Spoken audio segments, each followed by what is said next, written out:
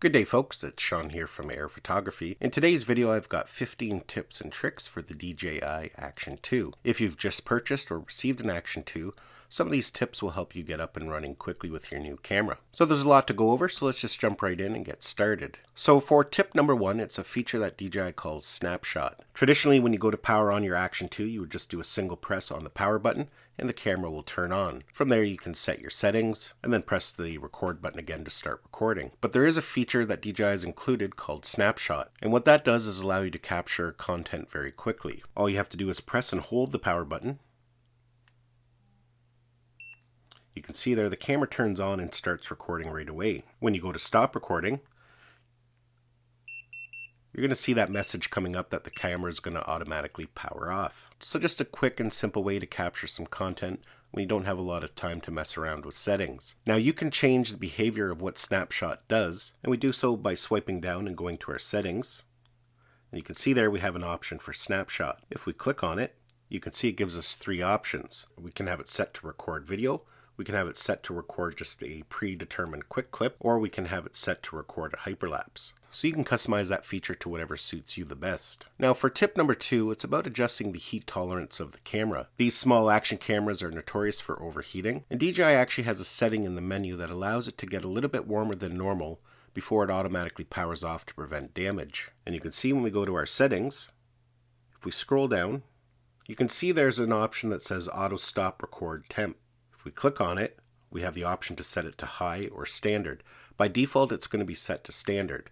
So if you set it to high, that will allow the camera to get a little bit warmer before it will automatically power off. Now that feature is not available in every country, so you'll just have to go in and see if that option is available in your region. Now tip number 3 is to do with a crosshair that appears in the center of the screen when you rotate the camera. That's just an alert so you know which way the orientation is before you start recording. You can see here when I flip it over, we get that little X in the middle, and the green is pointing up. You can see that green line will always point the way the orientation is going to be. So that can come in very useful in some mounting situations. You don't want to have the camera mounted to find out you end up recording in portrait when you meant to record in 16:9. Now tip number 4 is to enable grid lines. That can come in very useful when you're trying to say record a time lapse and you want to make sure your horizon is completely level. To enable it, we're just going to swipe down and go to our settings. We're going to scroll down and you can see there we have an option for grid. When we turn it on, you can see now we have grid lines on the screen. Because these screens are so small, sometimes it's really hard to tell if the camera is level. It's also handy if you're a person who likes to follow the rule of thirds when lining up shots. Now the next tip here is to do with the display. Right now you can see I have it on a 16:9 display, and that can be very useful when filming because you know exactly what you're filming. The only problem with it, however, it's very small and can be a little difficult to see, but we can actually crop that in, making it more visible. And to do so, we're going to swipe down. We're going to click this button at the top left hand side.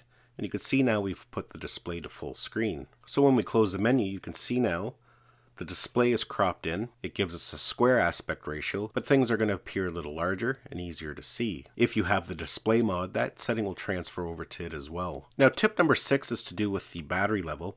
As you can see at the top right hand side, it gives us a little icon of our battery. As the battery depletes, the line inside the battery will get smaller, but it can be really difficult to judge exactly how much power is in there. But as you can see, if we click on the battery, it's going to give us a full percentage of both the display mod and the camera module.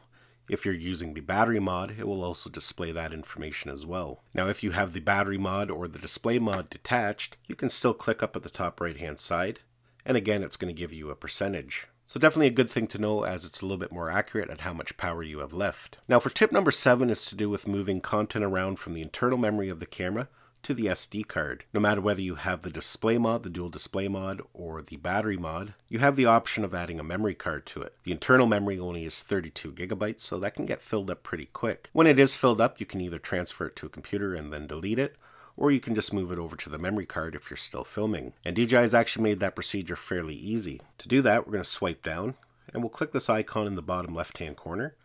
And you can see here it shows us our 2 different types of memory. We have the internal storage, and we have our SD card. It gives us a graph and it shows us how much memory is available. Now there's a couple different things we can do from the screen. The first thing we can do is switch which card the camera records to. For example, right now it's set to record on internal memory, but I can tap on that icon there, and you can see it's now going to start recording content directly to the memory card. Now that only works when you have the mods attached to it, but if the built-in memory is full and you just want to move it over to the SD card because you want to continue filming with the camera module only, all you have to do is press that button at the bottom left-hand corner, and you can see there it's going to ask you to export the files over to the memory card. You just hit confirm and it's going to go ahead and transfer everything. If that internal memory is completely full, it can take upwards of 20 minutes or longer to transfer everything over. And when it's done moving the files over, that memory will be clear so you can go ahead and start filming. The last thing you can do from the screen is format the memory cards. You can either format the internal storage or you can format the SD card. Now tip number 8 is to do with connecting a microphone directly to the Action 2. You can connect a USB Type-C microphone directly into the USB Type-C port. As you can see there, we get a new icon there, a little microphone icon at the top signifying it's now connected, and you can just go ahead and use it. You don't have to change any settings. It's going to automatically disable the onboard microphones and start making use of your third-party microphone. There are ways to connect non-USB-C microphones, but there are a few extra steps to it, but I'm going to save that for a different video. This here is the Rode Video Mic Me, the C edition. It's a great little microphone. It's not overly bulky and perfect for those of you who want to vlog with the Action 2. Now tip number 9 is to do with previewing media. If we swipe from the left hand side to bring up our media, by default it's going to display media stored on the internal storage, not the memory card. If we click that icon at the top left hand side, you can see it shows us all the media stored on the internal storage. But we can actually switch that over to the memory card by clicking at the top. You can see it gives us an option for internal storage or the SD card. So we can bring up all the media from the SD card by selecting it. And again, we can now go in and preview our content. From the same screen, we can also swipe over, we can add it to our favorites, or we can delete it. Now tip number 10 is again to do with the media preview, and it's to do with the sound levels when previewing media. There's two ways we can adjust the sound. You can see at the top right hand side we have an icon of a speaker. We can just tap that to mute it. So if we're in a situation where we want to view our media but we don't want everybody around us to hear what's going on, you can mute it completely. But the other thing you can do is press and hold on that icon, and you can see we get a little volume slider there at the bottom. We can go in and adjust the volume of the sound. Now tip number 11 is about changing modes. A quick and simple way to change modes is by double tapping the record button at the top. You can see our mode selector comes up and we can just keep pressing until we get to the mode we want. The second way to change modes is by swiping from the center of the screen out. For example, you can see if I touch the center of the screen and swipe, that mode selector is going to come up as well. So either way works well, it's just whatever is best for you. Now tip number 12 is about transferring media over to a computer or something like an iPad. If you have to transfer large amounts of files, it's quicker just to plug the camera directly into a computer or an iPad. Using the Mimo app can be a little bit slow and cumbersome. Now this works the same way whether you're connecting to an iPad or something like a laptop or computer, but I'm just demonstrating on my iPad for now. What you're going to want to do for an iPad anyways is take a USB-C to USB-C cable. Depending on what type of computer you're connecting it to, you might want a USB-C to USB-A, or if you're connecting it to something like a MacBook, you would want a USB-C to USB-C again. Once it's connected, you're going to power on the camera, and you can see right away we get a message asking us if we're going to want a file transfer or use the camera as a webcam. So we will select file transfer. We get a notification that computer is connected, and over here you can see I now have different sources. I have the internal storage from the camera module, and I also have the SD card. So you can click on whichever one and then browse all your media. And again, you can click on the SD card and browse your media as well. Now connecting to a computer, for the most part, it works every time, but I do find that when connecting it to an iPad, sometimes it doesn't read that bottom card properly. In those situations, just unplug it, restart the camera. Usually the second time around it will read it just fine. Now the next 3 tips are to do with saving some battery power. These Action cameras don't have a lot of power to begin with, and especially when you factor in that the Action 2 does not have a replaceable battery. You want to be able to preserve as much power as you can, and there's a few different things you can do to help with that. So for tip number 13, to help save some battery power, what you can do is turn down the brightness of the displays. And to do that, we're going to swipe down, we're going to scroll over to the side. We have this little picture, a little icon of the sun. If we tap on it, you can see we can adjust the brightness of the screen. If you put it down to at least 50%, you're going to save a fair amount of battery power over time, and it's still generally bright enough to see. You can turn it down much farther, but it does get a little bit dim. And that brightness setting also transfers over to the front display mod. Now for tip number 14, you can adjust the auto powering off feature. By default, it's set to 5 minutes, but it's a good idea to set that to 30 seconds. And we can do so again by swiping down, going to our settings, We have an option there called Auto Power Off. If we select it, you can see by default it's set to 5 minutes. We can change that to 30 seconds.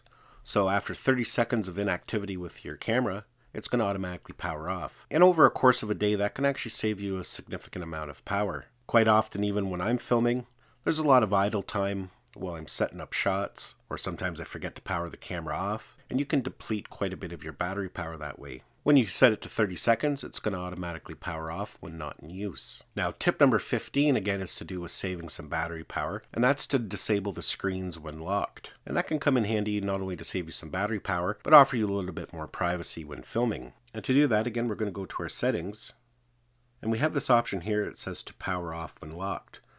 When we enable that, that'll always leave your main display illuminated, but as you can see, that secondary display when you're not using it, because it's in lock mode, is going to be powered off. So again, that's going to save you some battery power. So those are the 15 tips, but I do have one bonus battery saving tip, and that's to disable the screens when recording. By default, these screens are set to always stay on. So as you're recording, both screens are going to be powered on.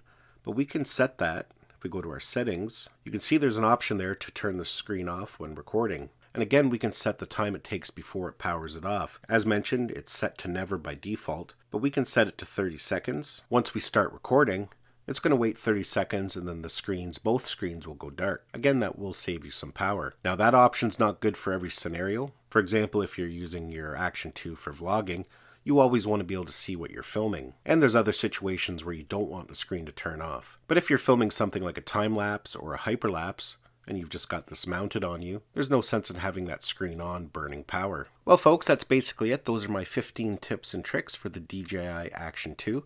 Hopefully you enjoyed this video and got some value out of it. Give it a thumbs up if you did. It's always greatly appreciated. Don't forget to subscribe to my channel so you don't miss any of our upcoming videos, and we'll see you in the next one.